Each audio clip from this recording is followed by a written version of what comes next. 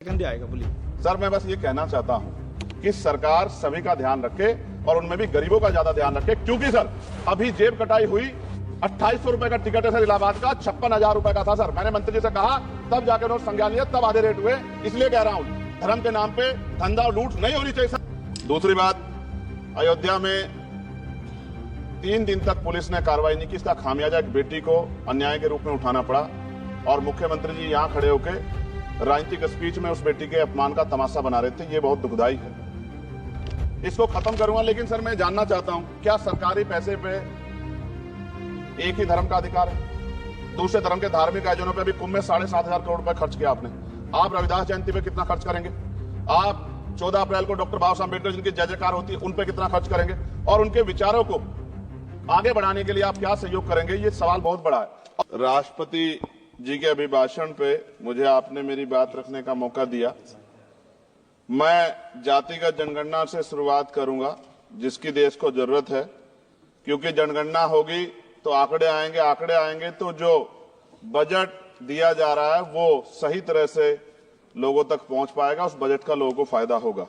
दूसरी बात, अयोध्या में 3 दिन तक पुलिस ने कार्रवाई नहीं की, इसका खामियाजा एक बेटी को अन्याय के रूप में उठाना पड़ा और मुख्यमंत्री जी यहां खड़े होकर राजनीतिक स्पीच में उस बेटी के अपमान का तमाशा बना रहे थे। ये बहुत दुखदाई है। साथ साथ कुंभ में जिनकी जान गई उनको मैं श्रद्धांजलि देता हूं और मुख्यमंत्री जी को आपके माध्यम से कहता हूं कि वो सूची दे दे तो मुआवजा सब लोगों तक पहुंच जाए। बहुत अच्छी बात है। एक आईना सर मुझे दिखाना है देश भर की सरकारों को। यही बागपत के एक बच्चे ने न्याय नहीं मिला सर, आत्महत्या कर ली पार्लियामेंट के सामने, जितेंद्र ने।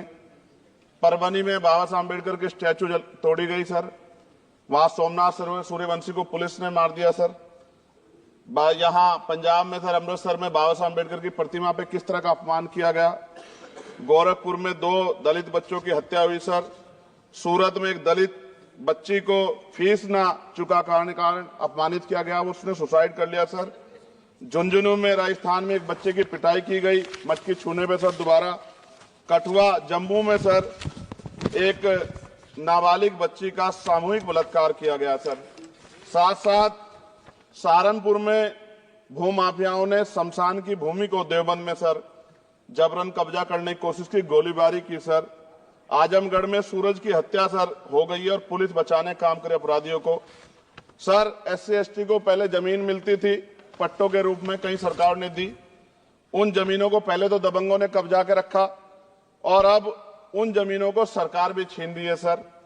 शहर में रहने वालों को SC ST को आवासीय पट्टे दिए जाने चाहिए। आजादी के 75 साल भी घर नहीं है, बाद भी SC ST के बच्चों को जो स्कॉलरशिप दी जाती थी, केंद्र और राज्य का आपसी विवाद है कि 60% आप दोगे, 40 हम देंगे।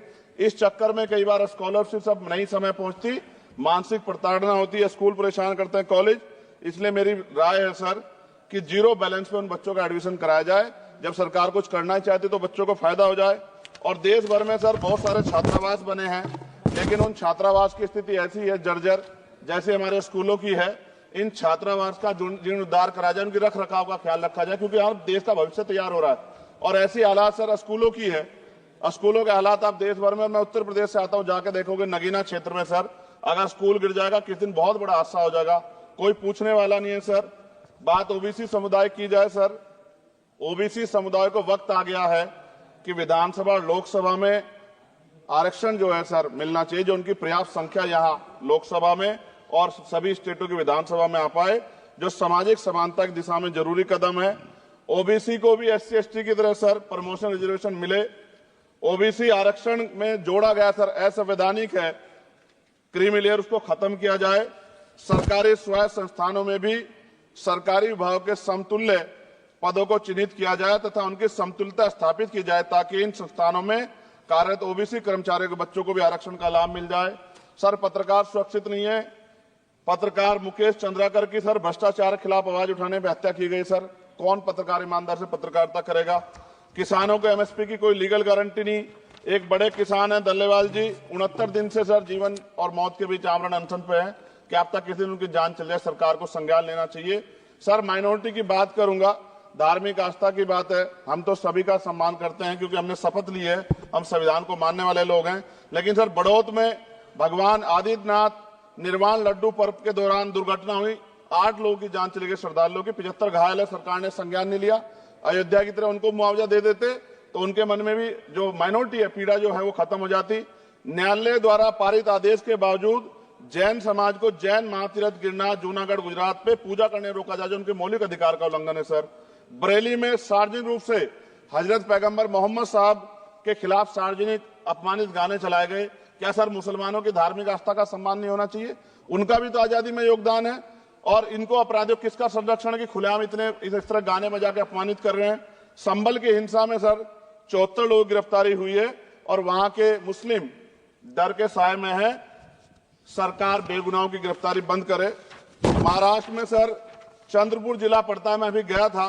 तालुका चिमूर में ताडोबा फॉरेस्ट में संग्रामगिरी पहाड़ पर बौद्ध स्थल है सर, बहुत पुराना।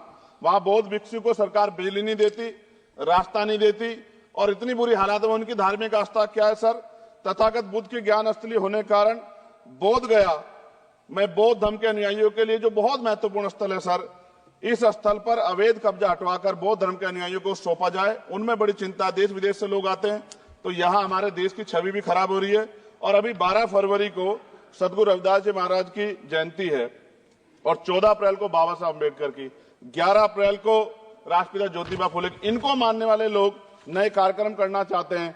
अभी जिस विचार की सरकार है सर, वो तो कोई कार्यक्रम कर लें, लेकिन अगर ये कार्यक्रम करना चाहते हैं तो इनको कोई छूट नहीं है और नई परमिशन नहीं मिल रही। खत्म करूंगा सर, अंत में थोड़ा सा और रह गया सर, इसको खत्म करूंगा। लेकिन सर मैं जानना चाहता हूं, क्या सरकारी पैसे पे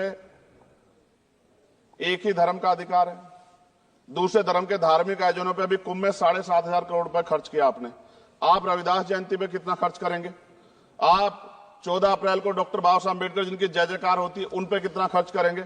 और उनके विचारों को आगे बढ़ाने के लिए आप क्या सहयोग करेंगे? ये सवाल बहुत बड़ा है।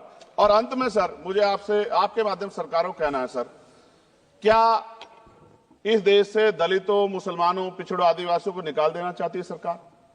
जिस तरह से उनके अधिकारों को, स्कॉलरशिप को, उनकी पढ़ाई को, हेल्थ सिस्टम में कोई पैसा नहीं खर्च हो रहा है, क्या उनको निकाल के इस देश को ऐसा देश बनाना चाहते हैं जहां कुछ ही धर्म के लोग रहेंगे? सर मैं ये कहना चाहता हूं, देश सबका है और अगर सरकार ये तय करके बैठ गई कि वो दलितों, मुसलमानों को, पिछड़ों को, आदिवासियों को निकाल देगी तो सर ये संभव नहीं। इतनी बड़ी आबादी है, हम अम्बेडकरवादी लोग उनके पक्ष में खड़े हैं क्योंकि हमने शपथ ली है कि हम हर व्यक्ति का संरक्षण करेंगे। और मैं आपके माध्यम सर सरकार को चेतावनी के तौर पर कहना चाहता हूं, सरकार अपनी इस आदत में सुधार करे वरना इसके परिणाम सड़कों में बहुत भारी होंगे। अगर मुसलमानों को, दलितों को आप लोग निकालने के बारे में सोचोगे और उनकी धार्मिक आस्था का अपमान करोगे तो ये हम लोग किसी कीमत पे बर्दाश्त नहीं करेंगे। मैं आपका धन्यवाद करूंगा सर, लेकिन साथ साथ मैं ये भी कहूंगा सर, और सर खत्म कर रहा हूं सर, 10 सेकंड में खत्म कर रहा हूं सर, आप आदेश करेंगे तो खत्म कर दूंगा। खत्म कर दीजिए, एक सेंटेंस बोलिए। 10 सेकंड में खत्म कर दूं सर? एक सेंटेंस में 10 सेकंड ही आएगा, बोलिए। सर मैं बस ये कहना चाहता हूं कि सरकार सभी का ध्यान रखे और उनमें भी गरीबों का ज्यादा ध्यान रखे, क्योंकि सर अभी जेब कटाई हुई 2800 रुपए का टिकट है सर इलाहाबाद का, 56,000 रुपए का था सर। मैंने मंत्री जी से कहा, तब जाके उन्होंने संज्ञान लिया, तब आधे रेट हुए। इसलिए कह रहा हूं धर्म के नाम पे धंधा और लूट नहीं होनी चाहिए सर, इसकी जिम्मेदारी सरकार की। धन्यवाद सर।